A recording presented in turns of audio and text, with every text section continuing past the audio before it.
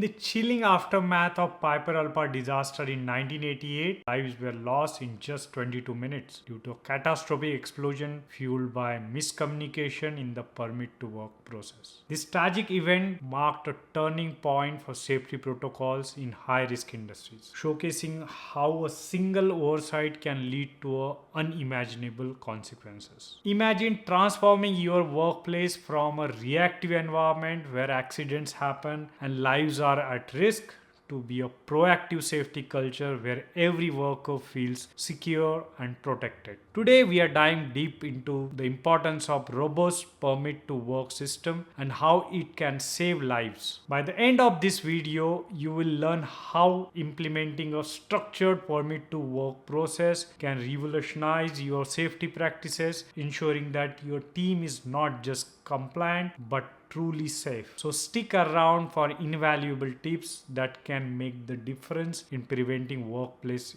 tragedies. So hello health and safety professional. Welcome to Vocational Safety. I'm Roshan Rajas. I bring over 15 years of experience in the field of occupational health and safety. I am a certified safety professional, a Canadian registered safety professional, a chartered member of IOSH and qualified trainer and assessor. Here on this channel, we simplify complex safety topics into practical and easy to follow steps, all designed to help you build a safer, healthier workplace. Whether you are a seasoned pro or just getting started, our goal is simple: to give you the tools, tips and real world knowledge you need to protect people and prevent harm. And if you are preparing for your NEBOSH, IOSH, CSP or CRSP exam, you are in the right place. These videos are built to support your success. So in today's video, we are breaking down the permit to work system in ways that practical and easy to understand. Here's what we will cover today. First, we will explain what is permit to work system is, and then why it's such a crucial tool in maintaining safety, especially in high-risk industries like construction, oil and gas, and manufacturing. Then we will dive into when a permit to work is required. We will cover specific scenarios like hot work, confined spaces, electrical work, and more to help you understand when you need to implement a permit. Next, we will outline the types of permits commonly used in different sectors, including hot work permits, cold work permit, confined space permit, and more, right? Then we will also take you through the key components of permit to work system step by step. You will see what goes into a well-structured permit and how it ensures work is done safely. After that, we will explain the roles and responsibilities of all stakeholders involved, from the permit issuer to the permit receiver, and how supervisors and safety officers fit into the process. To make things even clearer, we will walk through a typical permit to work process, showing you how to go from a work request to task completion and permit closure. Next, we will highlight some common mistakes that often occur during the permit to work process and how to avoid them so that you don't fall into the same trap. We will also give you real life examples, including the Piper Alpha disaster, very well known catastrophic disaster that has occurred, showing the potential consequences of a failed permit to work system and how they could have been avoided, right? And finally, we will have a quick fire frequently asked question session where we will answer the most common questions you might have about permit to work system. So you have been wondering how or streamline your permit to work process or avoid common pitfalls. Stick around until the end. Let's now explore the core elements of permit to work system, starting with understanding what a permit to work is, right? PTW, when it's required, the types of permits and more. We'll break everything down step by step, including the practical application at your workplace. So let's start with introduction to permit to work, right? So workplaces with high risk activities like oil and gas plants or construction sites cannot afford a single mistake. So how do they ensure that every hazardous task is done safely? Through a permit to work system. A permit to work is a formal written system designed to control hazardous work activities. It acts as documented agreement between the people who authorize the work and those who perform it. It's not just formality, it's a structured way to ensure that all risks are identified, mitigated, and controlled before the work begins. Permit to work ensure that tasks like hot work, confined space entry, electrical maintenance, and working at height are only carried out when safety precautions are verified and approved, right? In the Piper Alpha disaster, a permit to work failure was one of the major contributors. A gas pump under maintenance was restarted by the night shift because there was no proper communication or permit to work closure from the previous shift. That single lapse triggered the chain of explosions that killed 167 people. So that's why I start every high risk task by asking, do I need a permit? And use permit to work to list every hazard, risk control measure, and approved signature needed before starting a work. Okay, so now let's understand how this permit to work, the flow works, right? So permit to work. So permit to work starts with, the first thing that we do is hazard identification.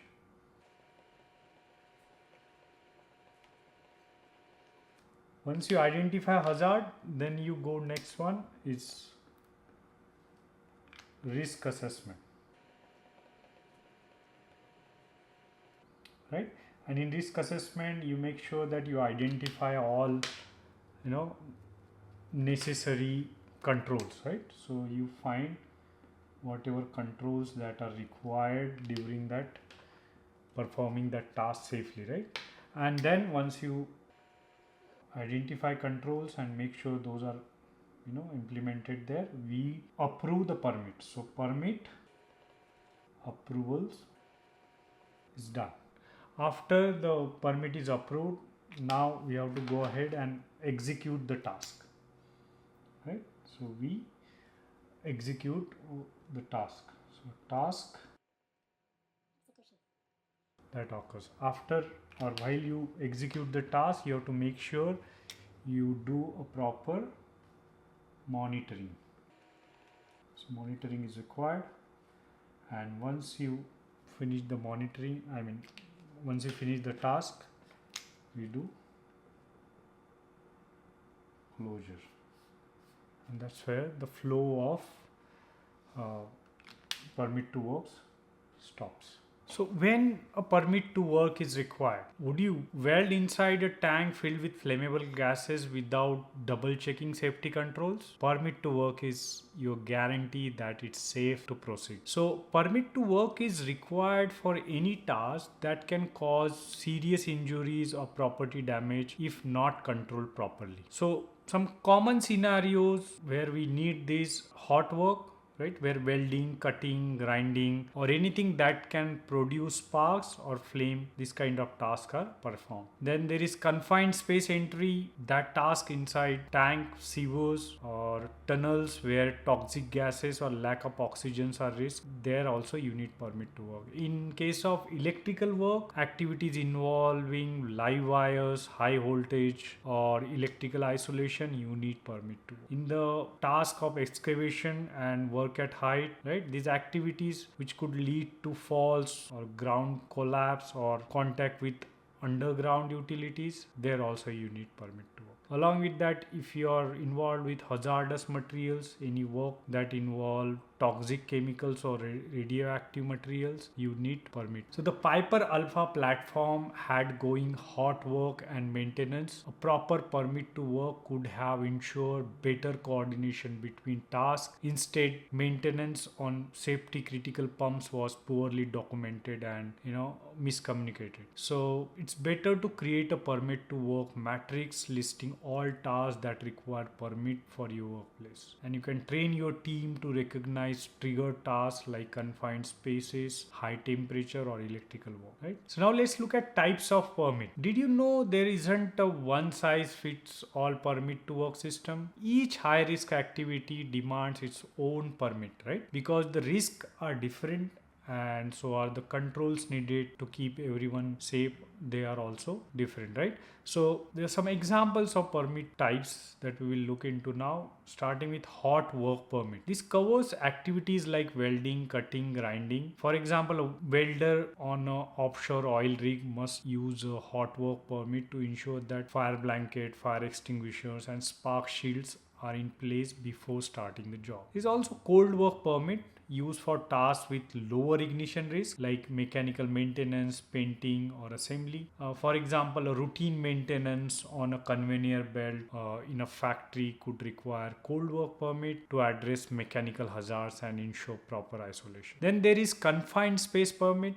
So this permit covers any activity in tanks, sewers, silos, or vessels where oxygen deficiency or toxic gases might be present. For example, before entering a storage tank for cleaning, worker must have confined space permit to ensure atmospheric testing, ventilation, and a rescue plan. Then electrical work permits. This applies to electrical isolation repair or high voltage maintenance. For example, when repairing a switchgear in a power plant, an electrical work permit ensures lockout tagout procedures are followed, right?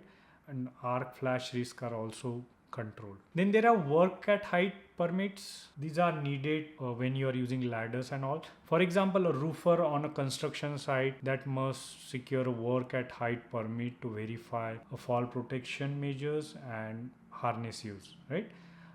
Then there is excavation permit for digging or trenching work where underground utilities may be present. For example, when digging near electrical cables or gas pipelines, an excavation permit ensure that all underground services have been identified and marked, right? Then there is radiography permit. These are specialized permit for a task involving radioactive sources. For example, an industrial radiography, right? So during a pipe weld inspection using a gamma radiography, this permit ensure the area is where cordoned off and radiation exposure is minimized, right? So each type of permit addresses a specific set of hazards. That's why we said one permit cannot fit to all kind of tasks, right? So hot work permit focuses on fire safety. A confined space permit ensure atmospheric monitoring, and the electrical permit enforce isolation. So choosing the right permit isn't just paperwork, it's a life-saving measure. So when planning a work, think of these permits like shields. Each shields cover the unique risk of that activity. By matching the correct permit with the job, you are proactively eliminating the biggest threat before they can cause harm, right? So what are the key components of permit to work form? Every line of permit to work form exists because of someone somewhere got hurt when that detail was missed. So a permit to work form typically includes permit number for tracking, and there is work description mentioning what is being done and where, and there is hazard identification mentioning potential risk for the task, then there is risk control, for example PPE, isolation, barrier, fire prevention, and then there is authorized personnel who receives the permit, and then there is validity period for like start and end date, time for the permit. Then there is completion and closure, confirmation that the work is safely finished. So your company permit to work document might look different, but these are some standard info that could be part of permit to work form. You can find the link for permit to work template or detailed permit to work form actually in the description box, right?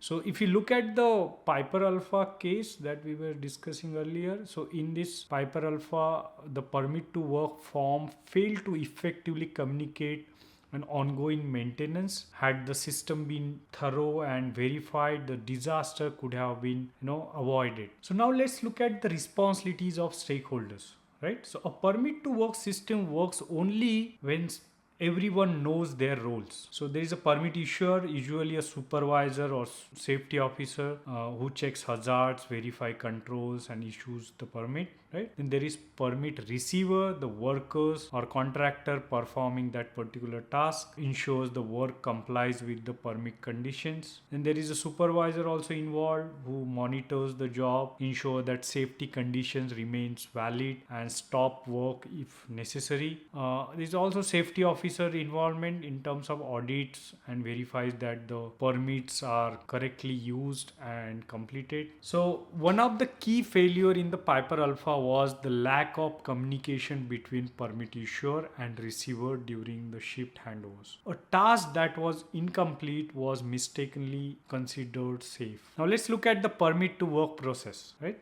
So now I am going to walk you through the core steps of an effective permit to work process. We have divided this process into 6 steps, and to make it real we will ensure or we will use one example all the way through welding inside a fuel storage tank. So let's begin. Start with step 1. Here we request for work. This is where the task is first raised. So nothing starts it's just a request, right? So step 1 is request for work. A contractor or worker identifies a needed job. In our example, a crack has been found inside a fuel tank, which is fuel tank number 3, and it must be welded to prevent a product loss. So the workers submit a formal work request. It includes what needed or what needs doing. What is the exact location of it and why it's needed, expected duration, and the type of permit likely required, right? This is not permit to work form, right? Remember. So in this case, a hot work permit and a confined space entry permit is required, right? So here a simple, request for work is started. So after that, step 2 is to have a risk assessment where we identify hazards and decide controls before any entry, right, or starting welding, right? So atmosphere testing, ventilation, fans, PP preparation, all that. So for welding inside a tank, the hazards include flammable vapors, oxygen deficiency, toxic residues, maybe heat, sparks, welding fumes, then there is limited exit, right, and potential for fire. Right, so we perform gas testing, like we check if there is what is the oxygen level, then flammable gas percentage, any toxic gases record.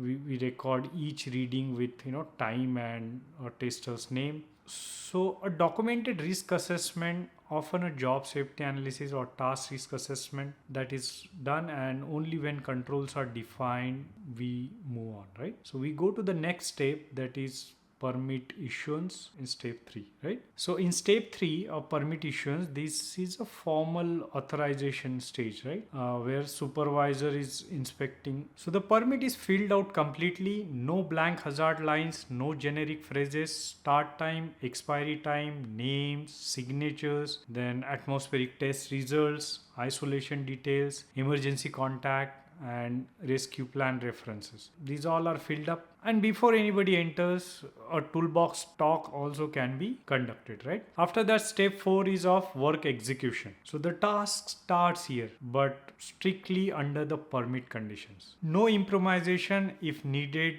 Any change or a change arise, a different weld location like extra cutting or anything, any changes are required, then work pauses and the permit is reviewed. Unauthorized scope creep is not allowed. So in step 5 of ongoing monitoring, right, of safety conditions, right, we have to make sure they stay stable. So if a reading drifts outside the safe range or ventilation fails, we suspend the permit and evacuate, correct the issue, and only resume after re-verification. So in step 5 of ongoing monitoring, right, so here we make sure the safety condition staying stable. If a reading drifts outside a safe range or ventilation fails, we suspend the permit and make evacuation, correct the issue, and only resume after re-verification. In step 6, completion and closure, right? Here we confirm the work is finished and the area is safe before normal operation resume. So the supervisor conducts a final inspection. Is the welding is complete, all the people are out, are isolation tags managed correctly, is the area clean, only then the he does the issuer and receiver sign the closure section. Only then does the issuer and receiver sign the closure section. So a quick recap. Number one is request for work. Number two, risk assessment. Number three, permit issuance. Number four is work execution. And in step five, we do ongoing monitoring. Step six involves completion and closure. Skipping or rushing any single step weakens the entire safety barrier, right? So in the next segment, we will move into quick fire frequently asked questions. So you can immediately apply this particular knowledge, and permit to work knowledge in your own workplace could be really helpful. So what are the common mistakes and how to avoid them, right? So most permit to work failure don't happen because people don't care. They happen because steps are skipped, right? Skipping hazard identifications, right, where workers underestimate the risk, or incomplete permits where missing signatures or risk controls, or there could be a poor communication also, one of the cause where failure during shift handovers can occur, result into an incident. Then there could be lack of monitoring, right? So assuming the task remains safe without periodic check. And if we look at the Piper Alpha case, every mistake listed above was present in that case of Piper Alpha disaster, especially incomplete communication between shift. Okay, let's go to the next question. So next question is, what should you do if the task on the permit to work needs to be extended beyond the approval time? So if task is exceeding the approved time limit, then you should immediately halt the work and review the permit to work and request an extension or new permit. The situation must be reassessed, re-evaluated, and controls reviewed to ensure conditions haven't changed. Can a permit to work be issued verbally in case of an emergency? Answer is no. A permit to work should always be documented, even in an emergency. Verbal communication can lead to misunderstandings and missed safety steps, right? In high risk scenarios, the permit to work process ensures that hazards are controlled before work begins. So what happens if there is a change in the working environment or scope of the work while a permit to work is still active? So if there is any changes in the work environment or scope, the current permit to work must be suspended and a reassessment should be conducted. A new permit or modification of the existing permit may be required based on the updated risk evaluation. So how often should a permit to work be reviewed during ongoing work? A permit to work should be reviewed continuously, right? Especially during extended task or if new hazards emerge. Supervisors and safety personnel should conduct a regular check to ensure that the risk controls remain effective and that the conditions are still safe for work. So to quickly sum up, we talked about what permit to work is, a crucial safety control for high risk activities. Then we discussed the types of tasks that require permit to work, such as hot work, confined space entry, and electrical work. We highlighted the key steps in issuing and managing a permit to work, from risk assessment to approval and monitoring during the task. The permit to work system is not just a formality, it's an essential tool for preventing workplace accidents and protecting lives. It ensures everyone understands the risk and controls, making the work environment safer for all. So if you found this video useful, be sure to check out our next video on job safety analysis. It dives deeper into risk management on site. You will find the link right there, and also a risk assessment video where you can find a link in the description box. And don't forget to subscribe to the channel for more practical safety tips and training content. Leave a comment below if you have any questions or want to share your thoughts. If you need resources like a permit to work template or checklist, check the description for downloadable link. And thanks for watching. I'll see you in the next video. Until then, stay safe.